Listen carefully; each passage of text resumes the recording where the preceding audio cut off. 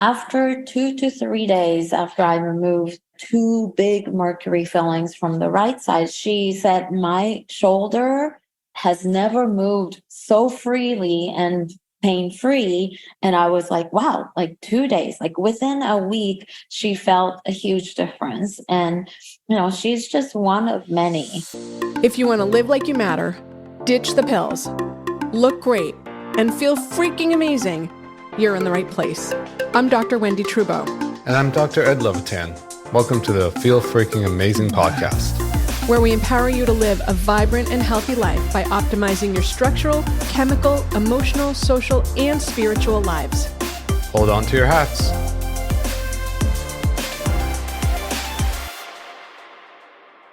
Hello and welcome to the Feel Freaking Amazing podcast. I'm Dr. Wendie Trudeau. I'm here solo today, Ed's with patients.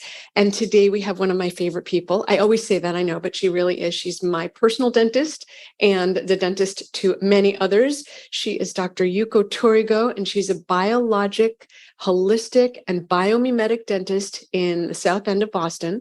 She's been practicing dentistry for over 20 years, and for the last 7 years has really focused specifically on providing biological dentistry for her patients. And I know we've talked a lot in our podcast about biologic dentistry and what it is. We really wanted to have her on to talk about that. So welcome, Yuko. We're so happy you could be here. Well, thank you so much for having me here. And I know it's been a little journey to get me here, but I'm just so excited and ready to share, whatever I can offer. It's great. So I think the first question people always talk about, now that I drink the Kool-Aid, I'm like, of course, but what's a biologic dentist versus what we all think of? So when we go to dental school, we learn about just basic dentistry, which is still very important. And I always tell everybody, don't discount what you learn in dental school. But what we have not learned in dental school is the type of the safety of materials. A lot of dentists decide to choose a material based on just ease of use, cost, and just what's available. And when it comes out to biocompatibility or safety, it's kind of in the low level, and that should be the top level. So I think that's one thing that traditional dentistry don't put a lot of focus on. And so it's, in a nutshell, it's kind of, putting what's priority in that, choosing material. That's biologic dentistry. And then that's, of course, focusing on what those material would affect our body as a whole, Okay. So it's really a focus on safety as opposed to expediency or convenience. Mm-hmm, mm-hmm. And how is biologic dentistry different than biomimetic dentistry? So biomimetic dentistry uses the concept of preserving the nature, preserving what nature, gave us. So you have a whole tooth. And again, in dental school, we learn how to cut teeth, but a little bit aggressive way. And it's not that dental school don't teach to be conservative and less aggressive. There's, very, a lot of patients, a lot of dentists try to drill less tooth structure. However, in the curriculum, they don't teach enough of how creative you can get to drill less tooth structure. So in terms of doing in schools or majority, the traditional dentistry, they do a lot of crowns, and crowns can be partial crowns or full crowns. But a lot of times they do full crown, which means 360 degree. They're drilling all the way around. And most of the time, the unhealthy tooth structures are not necessarily everywhere 360 degrees. So you remove what's necessary, what's not healthy anymore, but preserving that healthy tooth structure as much as you can is important in terms of vitality of the tooth. The cavities can be very big, but you don't have to necessarily kill the tooth to maintain the health of the tooth. So in terms of biomimetic dentistry, we're mimicking the nature, and that's preserving as much tooth structure as possible. So combining the biologic approach, which is safety, and plus biomimetic is more like physics, and then biologic is like biology. So combining these two concepts, just it was like perfect match for us. I remember, because I mentioned you're my dentist, I remember when I came to you for a consult and I was like, oh, what harm are these 40-year-old fillings having? And you said to me, they're 50% mercury. They never stop AF-gassing. Every time you eat, drink, chew, brush your teeth, put something in your mouth, grind your teeth, you are releasing mercury into your system. And the thing that really caught my attention was that you said, I don't know if you remember saying this, it's so toxic that when you pull it out of someone's mouth, you can't even put it in just regular biohazard. You have to put it in special biohazard because it's so toxic. And I thought, get it out. And so that was the impetus, because I kind of thought, well, it's been here for so many years. What difference is it making? But it turns out it's making a lot. And I didn't tell you this, that after I got the fillings out with you, I manage my recovery and monitor very closely all my data. And my baseline recovery increased by about 15 points consistently after getting my mercury fillings out. And I kind of thought, originally I thought, well, I definitely feel better. But then I thought, oh, it's just placebo. But then I really looked and I saw that my recovery baseline had gone up. And I thought, oh, it's not placebo. It's real. Like there's something to that. So obviously mercury is a problem. What, other than amalgams, is it found in other places in treatments for regular treatments? The amalgam? Yeah, the mercury in the amalgams? Just in amalgam fillings. Okay. So when you talk about being a holistic dentist, do you use amalgams with mercury in your practice? So we are mercury free and mercury safe, meaning mercury free doctors don't use mercury, containing filling material at all. So we don't place them. But in terms of mercury safe, because some people, again, I think more than 50% of the dentists now, they don't place amalgam filling, but they may not be removing them safely when patient comes in with a broken filling that contains mercury, or they come in with defective fillings, cavities underneath the mercury filling. So, even though you're not practicing mercury safe, you still have to remove the mercury. And the difference is removing them safely, which is, you've experienced all these coverings and nasal cannula, and we have 2 special rooms in our office to get rid of as much possible the mercury vapor and particulate. And, we have all these equipment, and it doesn't take long. It's like just a few minutes, and it's safe for the patients, my staff, myself, the other patients who come into our office. I don't want my staff or anybody to be negatively affected by exposure to mercury. So, in terms of mercury free, again, there's many dentists out there not using mercury as a filling, but mercury safe, that's very, very few of us. And I wish, again, like in dental school, they could teach this so that, it's just kinder approach to, everything. Well, it's funny because I have patients who are dentists, and I feel kind of badly, but I'm always saying to them, I'm not so sure you should be a dentist because your mercury levels are so high and they're not working in biologic settings. And so they're not protected, or they're not protected the way you protected me and yourself and your staff. And so I've said to them, like, can you transition into teaching instead of actually seeing patients? Because it is so toxic for people. And it shocks me to watch, it shocks me to see how high their levels are. And I don't know if you've experienced, I mean, I'm assuming you test yourself. Oh, yeah. So, I mean, Ed sees me. He's my doctor, physician, and I have been trying to detox. Before I started practicing biologic dentistry, I tested my mercury level and it was off the chart, off the chart. I didn't have any symptom. I'm feeling great, but my heavy metal levels, like arsenic, cadmium, lead, everything, not just mercury, everything was high. And just, I've gone through this person. I'm still going. It got to a point that I had to come in for weekly IV with you guys, and I'm still doing it. But after seeing Ed last year, my mercury level went down by half. Wow.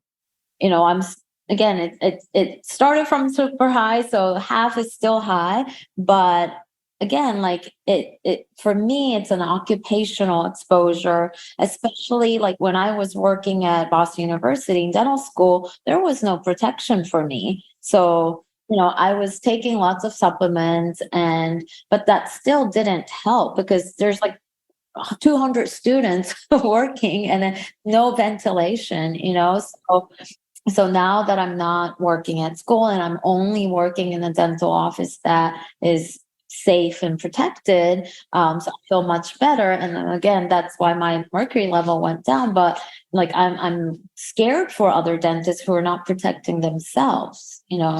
I think it's important. There's so many things that you just brought up, Yuko. One is perfection's not the goal. Progress and improvement is the goal, because if you were sky high, to be 50% of sky high is a huge improvement. So that's what we're looking for, is continuing to move the needle and make it better. That's one thing that I hear. Another thing that I hear in what you're saying is, for people like you and me who don't easily move those toxins out, there's the intense detox we do, and then there's the ongoing detox, the food, that movement, the sleep, the supplements, the lifestyle, the life that promotes moving that toxins out gently and slowly. Because you can get rid of about 1% of your mercury any given day into your gut, but you recycle 99% of that. So if you have a dysfunctional gut, you're not going to get rid of your mercury. So ensuring that all the systems are working.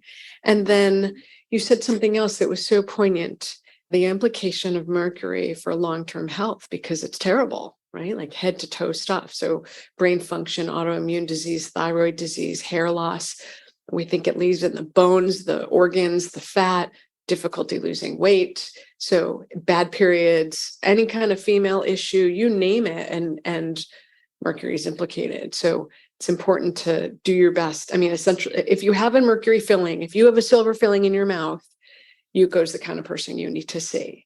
So can you share with us an example of a patient who got their mercury other than me, who got their mercury fillings out and noticed a difference? Like, what difference does this make for people? So, everybody's different. And initially, when I start to hear a drastic health improvement, like right away, I was a little bit skeptical too. I'm like, I think it's psychosomatic, But when you hear over and over and over, you're like, I've read articles. I know scientifically this is, not just out there. But I had one patient, she had a lot of mercury filling on the right side. And she shared this with me later, but she always had right side health issues, like shoulder immobility, and then like hip, and just everything on the right side. She had issues. And she said, after 2 to 3 days after I removed like 2 big mercury fillings from the right side, she still had some, I think, on the left side, but she said, my shoulder, it has never moved so freely and pain-free after the removal. And I was like, wow, like 2 days, like within a week, she felt a huge difference. And, she's just one of many. So, again, I don't have a scientific journal written by me to prove this, but like, patients after patient tells me that some of the long-term kind of health issues resolved, whether it's 2 days or like in a month or a year. Just I feel so happy to part of their initial journey, because removing the mercury filling is not the end of the journey. And that's just the first step. And then from there, you can go through the detox, process like with you guys. And, it's an ongoing, takes a village of practitioner to, bring health to our patients. But like, I am one of the first people who could help them. And that makes me so happy. Right. Right. It really does take a village, right? Because it's the nurses who do the IVs, it's the doctors who do the diagnosis, you do the removal, and then all of the other providers who support the adrenal function, like the acupuncturists, the body workers, magnet therapists, like there's so many other people. What do you recommend for people who had their mercury fillings in place? And how do I say this? Once they've taken their fillings out, are you saying go see my colleagues? Are you saying that journey's done? What do you recommend for people when they've already had their mercury fillings out, but like me, I had them for 40 plus years before getting them out. So when we see our patients, we make sure we're not telling them that everybody has to get their mercuries out. And especially if their condition, like the filling condition, is not defective and don't need to be replaced, then I give them an option. And luckily, we have a lot of patients who come in wanting to have their mercury out, because again, they learned from somewhere, they made their own decision to have the mercury removed, but safely. So we don't necessarily tell everybody out there. Like, I have friends and family who have mercury filling, but I just kind of keep my mouth shut. But, let the world know what we do. And, there's so many organizations out there putting out all the informations that it's available for everybody to learn. So, and again, like I said, when they come in to have the mercury fillings out because they want to, regardless of the condition, I'll just let them know this cannot guarantee an improvement of your health or, anything that they might be expecting. But, we just want to make sure that we're giving them an educated and informed, decision for them to make. Yeah. I mean, I having experienced it, I'm a huge fan and a huge proponent. So how can people find biologic dentists? So there's an organization called IAOMT, International Academy of Oral Medicine and Toxicology. That's where I started the journey, and they have just members are all like a little over 1,000, and they have listing of all the biologic dentists all over the world. And so people who wants to find the biologic dentist, they could go to IMT website and then just search, your location, who are the biologic dentistry. And they have very extensive information, like how many times each member has attended meetings. Some people are there just kind of as okay, I want to sign up for biologic dentistry, but that never came to our meetings, so and then... So there's teeth in the evaluation. Yes. And how do you know if someone's good when you go to them? Like, obviously, don't just go in expecting your mercury fillings to be taken out, right? Evaluate them. What would you be looking for to know, okay, they know what they're doing? Yeah, I think that's a very hard thing to measure. But I think, in anything you do in life, you have to find the right match, right? Like, whether your life partner, whether that's your career, you have to feel it's the right match. So for us, we try to make sure we listen to our patients. A lot of our patients have been kind of dismissed by other practitioners. And so I think that's one thing that patients can do. Are they really here to listen to my story, being here for me? Because we do spend our initial appointment is for a whole hour. And sometimes we run overtime because I'm a talker, and sometimes patients and we just get into these conversations. But I think no matter where you go, you don't want to go to an office where they don't think of you as a one person. Like I've been to like hospitals, and I was just a number, and I felt like I was just inconveniencing them when I ask questions. Oh, can you go over these lab results? Oh, okay, we can do that. Like we'll call you. I'm like, no, I want to talk to you right now, and I want to pick your brain. So I think that's, to me, that's an important thing. Do you resonate with the person that you're seeing, and you want to develop a relationship with that provider? And obviously a word of mouth is a big thing. So if somebody goes to the biologic dentist and they recommend you, that's the best. That's what we also rely on. So it's hard. I know there's so many reviews out there. What about in the actual, when I showed up for my mercury removal, it was like a hazmat scene.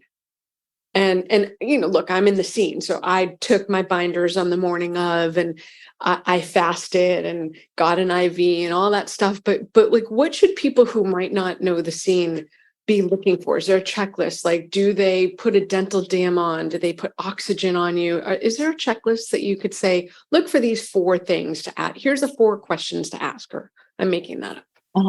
Well, for sure, like they have to know what they're looking for in terms of, I'm sure people who are interested in, for example, like safe mercury removal, a lot of our patients are very much aware. Do you have mercury separator? Do you have that hazmat, mask or something equivalent to that? There are some masks that are less bulky, but has a mercury filter. And rubber dam for sure. There are a lot of people using an alternative, like a suction, but rubber dam is extremely important.